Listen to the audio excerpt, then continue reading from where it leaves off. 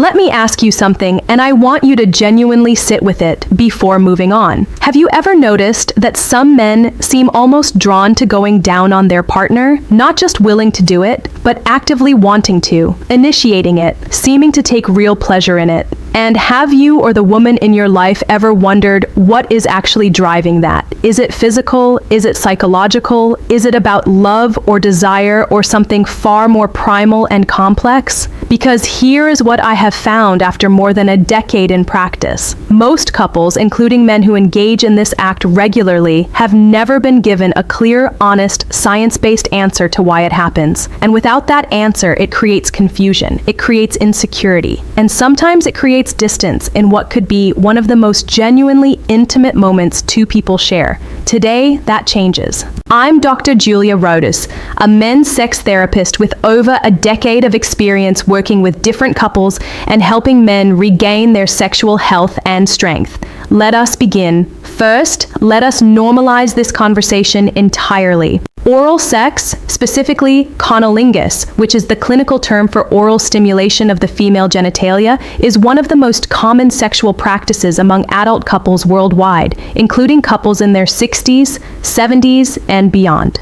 Studies from institutions including the Kinsey Institute and the Journal of Sexual Medicine consistently show that the majority of sexually active couples engage in this practice regularly across all age groups.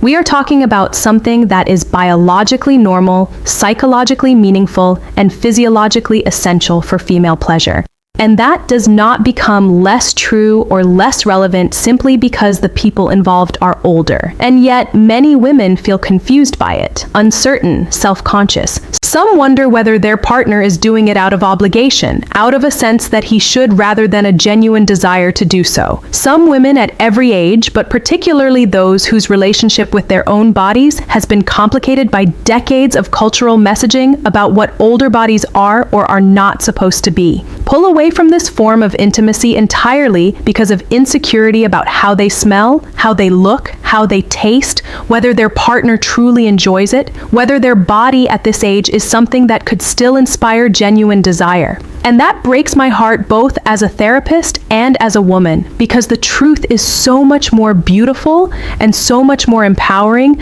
than the stories we tell ourselves. So let us start from the beginning with the biology and build from there. But before we get into the research, I want to take a moment to share something with you, because this video is one piece of a much larger picture. And I've put something together that I think you're going to want to know about. Over the past year, I've had one question come back to me from this community more than any other. Dr. Rhodes, is there something that pulls all of this together? The performance piece, the technique piece, the confidence piece, the connection piece. Is there one place I can go that guides me through all of it? Not just teaches me, but actually walks me through it step by step from beginning to end. The answer is yes. I put something together for you, a complete program built specifically for men over 60 that pieces the entire puzzle of men's sexual health together in one place, from fixing erection and performance issues to the specific techniques that make a man truly exceptional in the bedroom after 60, to how to bring your partner to the same level of desire as you so that intimacy becomes something you share fully, not something you navigate alone. It is not a collection of tips. It is not a list of exercises. It is a guided journey from beginning to end, built around the clinical understanding that real sexual confidence comes from having every piece of the picture, not just one. I made a dedicated video about the program, walking you through exactly what's inside and why I built it the way I did. That video is pinned in the comment section right now, and it's also linked in the video description below. If today's video resonates with you, and I believe it will, I want you to go watch that video after this one, because what we're discussing today is one piece of a puzzle that, when fully assembled, changes everything. Go check it out. The link is right there waiting for you. What is happening in his brain? Here is something that most people, including most men, do not fully realize about themselves. The human brain is wired for giving pleasure, just as powerfully as it is wired for receiving it. When a man engages in oral intimacy with his partner, something remarkable happens at the neurochemical level. His brain releases a cascade of feel-good neurochemicals, dopamine, oxytocin, and a mild but meaningful surge of testosterone. Let us take each of these in turn because they matter. Dopamine is your brain's primary reward chemical. It is the same neurochemical released when you eat something extraordinary, when you achieve a difficult goal, when you feel genuine pride in something you have done. And for many men, giving their partner pleasure is a dopamine-producing experience in exactly the same way. This is not sentiment or metaphor. A 2017 study published in the Archives of Sexual Behavior found that men who frequently prioritize their partner's sexual satisfaction reported significantly higher levels of relationship satisfaction themselves. The act of giving pleasure was directly correlated with their own felt sense of fulfillment. His brain is being rewarded measurably and consistently every time he is the reason she is experiencing pleasure. Then there is oxytocin, the bonding hormone, the chemical that deepens emotional attachment and creates the felt experience of trust, safety, and closeness. When a man is in intimate physical proximity with his partner, especially during an act as close and vulnerable as oral intimacy, oxytocin levels surge in both partners simultaneously. This is the chemistry of connection. And for men over 60, men who have often shared decades of life with their partner, who carry within them a depth of emotional history that younger couples simply do not have. This oxytocin surge is felt not just as a biological response, but as an intensification of something already deep. The third piece is testosterone. Male testosterone is associated with dominance and assertiveness, yes. But it is also deeply connected to the desire to possess in the most intimate sense, to explore, to be as close as possible to someone who is genuinely desired. Oral intimacy in this context is an expression of something primal, the desire to know and be close to every part of the person he loves. Before you ever wonder again whether your partner is doing this purely for your benefit, understand what the neuroscience is telling you.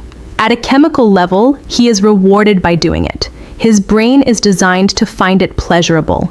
It is not sacrifice. It is desire in one of its most direct expressions.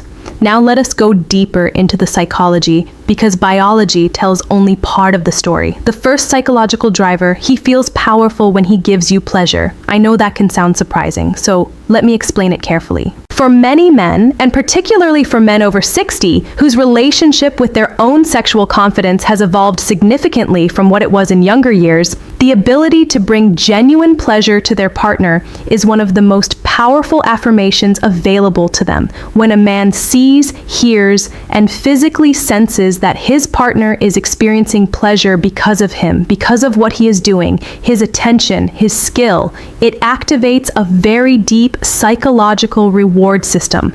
Psychologists call this erotic generosity, and it is a genuine psychological trait found consistently in securely attached, emotionally mature partners. Men who embody erotic generosity do not think primarily about their own orgasm. They derive enormous satisfaction from their partner's response. And oral intimacy is one of the most direct, unfiltered, unmediated ways to witness that response. There are no barriers, no distance, just him and her reaction. For a man who is emotionally invested in his partner, that feedback loop is intensely powerful. For men over 60, this psychological dimension carries particular weight because at this stage of life, many of the other sources of masculine confidence and identity, career, physical strength, the role of provider and protector have changed or diminished. The intimate relationship becomes in many ways the primary arena in which a man experiences his own potency and significance. Being genuinely good at loving his partner, being the person who can bring her real pleasure, is not a small thing. It is an affirmation of something deep. The second psychological driver, it is an act of profound trust and intimacy. Consider what oral intimacy actually requires of both partners. As the receiving partner, a woman is allowing someone to be in one of the most vulnerable, private spaces of her body. She is trusting him with something deeply personal. And as the giving partner, he is offering her his full attention, his desire, his time. He is making himself entirely about her. For emotionally healthy men, this exchange of vulnerability is profoundly meaningful. It communicates something that goes far beyond the physical. I trust you. I want you. I see you. All of you. And I am not going anywhere.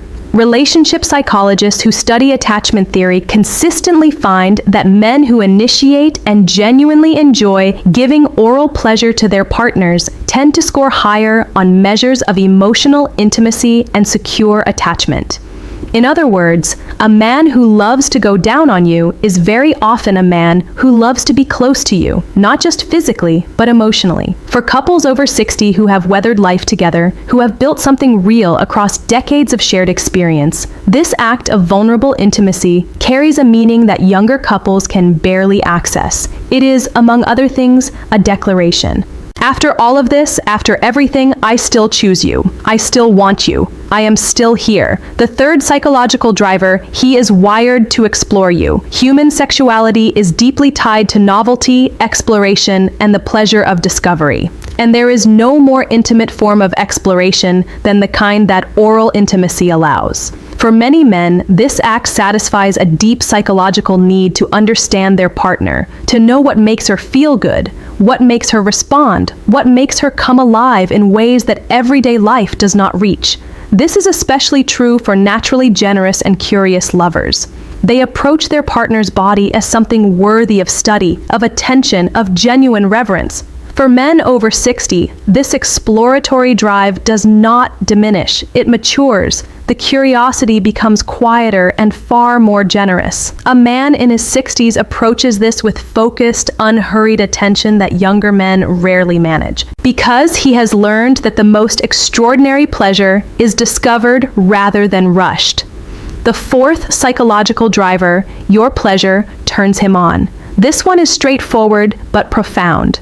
For many men, witnessing or hearing their partner experience genuine pleasure is among the most arousing experiences available to them. There is a psychological concept called erotic mirroring. We are aroused by our partner's arousal. When a man is giving oral pleasure and he can see, hear, and feel her response, his own arousal intensifies. Her pleasure feeds his desire, and his desire feeds hers. He is not doing this only for you. He is doing it because your pleasure is part of his pleasure. For men over 60 who have navigated periods of performance concern, being able to bring genuine pleasure through this means is not just enjoyable, it is affirming, restorative. It reminds him that his capacity to satisfy the woman he loves remains intact. Now I want to talk about the insecurity that so many women feel around oral intimacy, because it is one of the most common and most painful things I encounter in my work with couples. I have worked with women, educated, accomplished, deeply loving women who physically pulled away from their partner during oral sex, who tensed up and could not relax, who were so thoroughly in their heads about what their partner was thinking and experiencing that they could not access any pleasure of their own. The thoughts are familiar. Does he think I smell? Does he find this strange? Does he actually want to be doing this? Is my body too old for this? Has too much changed? And I want to address this directly because this insecurity is not just emotionally painful. It is physiologically counterproductive.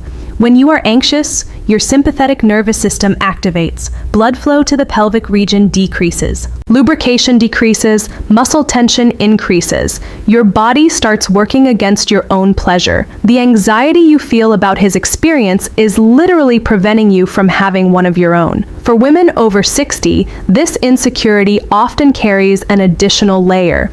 The sense that a body changed by decades of living, by hormonal shifts and the inevitable marks of age, is somehow less worthy of desire. I want to speak directly to that. The body you have at 60 or 70 is not less desirable. It is the body of someone with depth, history, and decades of experience. For a man who genuinely loves you, that body is not something to be tolerated, it is something he desires specifically. There is a clinical concept called genital self-image, how a woman perceives her own genitalia, and research consistently shows it is one of the strongest predictors of sexual satisfaction in women. Women who feel positively about their bodies experience more pleasure and more orgasms. Research also shows that most women significantly overestimate how unusual or imperfect their anatomy appears. Natural variation is enormous and entirely normal. The partner who loves you is not seeing what your insecurity tells you he sees. He is seeing someone he desires and has chosen. On the subject of natural scent, a healthy vagina has a natural scent that is not just normal, but biologically significant. Research in evolutionary biology suggests men are biologically drawn to the natural scent of a woman they are attracted to. It triggers arousal and signals health. A strong, unpleasant odor is worth discussing with your doctor, but your natural, healthy scent is part of your biology. Stop going to war with your own body. It is doing exactly what it was designed to do. Now, I want to address something medically important: the relationship between oral intimacy and female orgasm, because the numbers here are significant and every woman deserves to know them. Approximately 70 to 80% of women cannot reach orgasm from penetrative intercourse alone. This is not a dysfunction, it is anatomy. The clitoris, the primary organ of female sexual pleasure, contains approximately 8,000 nerve endings, more than any other structure in the human body, and its external portion is not directly stimulated during most forms of penetrative sex. What does directly stimulate it? Oral sex, clitoral stimulation. And this is why, for the majority of women, oral intimacy is not simply a variation or a bonus, it is the primary and most reliable pathway to orgasm. Studies from the Journal of Sex Research have found that women are significantly more likely to experience orgasm during sexual encounters that include oral sex compared to those that do not.